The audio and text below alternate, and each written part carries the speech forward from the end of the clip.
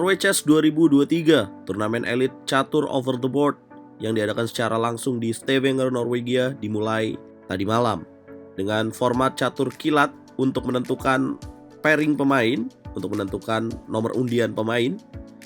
Dimainkan 9 babak, Magnus Carlsen bertemu juga dengan Abdusattorov Nordirbeck yang baru saja memenangi Chess Kid Cup. Nah, format utama dari turnamen ini sebenarnya adalah format catur klasik ya teman-teman ya, dimana apabila terjadi hasil seri di format catur klasik, maka mereka akan bermain dengan Armageddon game langsung. Jadi akan selalu ada pemenang dan yang kalah. Nah, kita bahas dulu catur kilat. Magnus Carlsen bertemu dengan Abdusattorov, memulai dengan langkah D4. Abdusattorov D5, putih C4, Queen Gambit dimainkan oleh Magnus Carlsen. Abdusattorov menjawab dengan Queen Gambit decline atau menolak permainan Queen Gambit dari Magnus Carlsen. Putih kuda C3, hitam kuda F6, putih memukul pion D5, hitam memukul pion balik, dan putih gajah G5. Kemudian hitam mainkan langkah C6, putih menteri C2, hitam H6, putih gajah H4, dan hitam gajah E6. Putih mainkan langkah E2, E3, hitam kuda B ke petak D7, dan putih F3. Ya, sebenarnya langkah yang paling banyak dimainkan di variasi ini adalah langkah gajah D3. Karena ini permainan catur kilat 3 menit 2 detik, Magnus Carlsen mainkan langkah F3. Nah, ini mungkin coba improvisasi.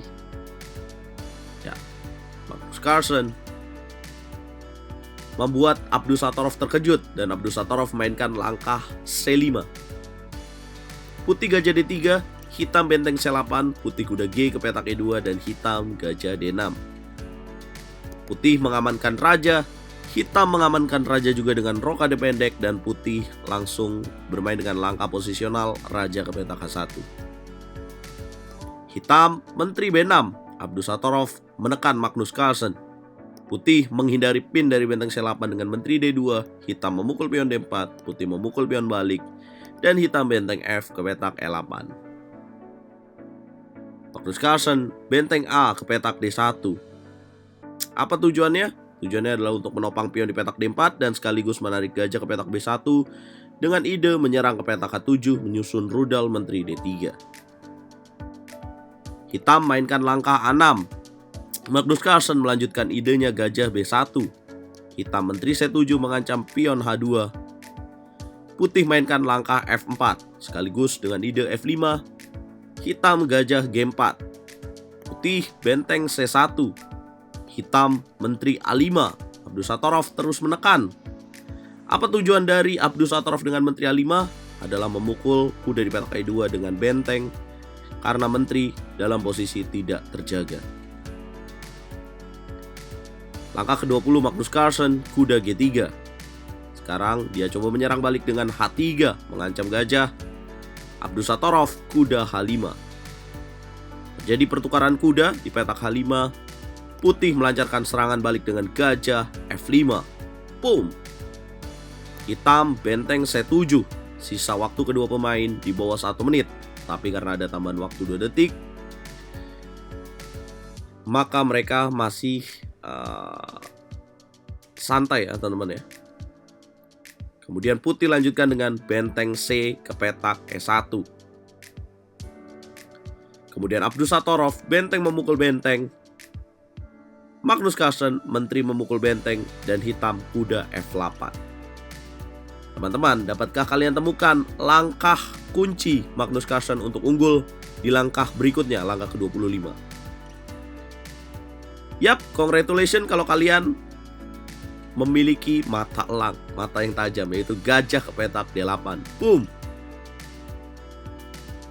Susah juga ya teman-teman ya, karena ide dari putih adalah menteri ke petak E8. Jadi gimana cara hitam menangkis ini juga susah. Udah petak F8. Magnus Carlsen gajah D8 memberikan pin pada menteri di petak A5 yang mengancam benteng hitam gajah G6. Terjadi pertukaran gajah, kemudian Magnus Carlsen mainkan langkah F5. Hitam kuda F8. Bagaimana cara putih untuk melanjutkan serangan ini teman-teman? F6 bang, mantep banget kalau kalian punya pemikiran langkah F6. Jadi jangan buru-buru untuk makan benteng di petak C7 karena udah pasti jatuh. Magnus Carlsen mainkan langkah F6, mengunci posisi hitam makin sulit. Hitam G6, putih menteri E8, boom. Hitam menteri B4, karena tujuan dari putih adalah gajah ke petak E7, maka dijaga dengan menteri B4.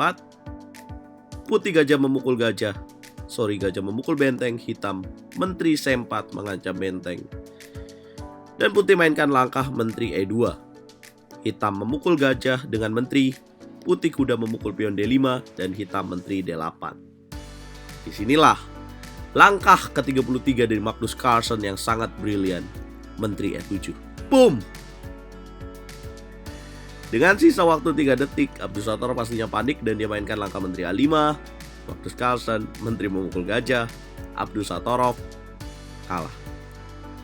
Abdusattorov menyerah. Nah, apa yang akan terjadi kalau misalkan hitam gajah memukul menteri? Maka putih pion memukul gajah dengan tujuan ancam menteri dan kuda. Apabila menteri kemanapun, menteri ke petak B8 contohnya, maka putih akan lanjutkan dengan jalan, ya bisa mempromosikan pionnya. Kemudian apabila dimakan, maka kuda ke petak F6, skakster kembali.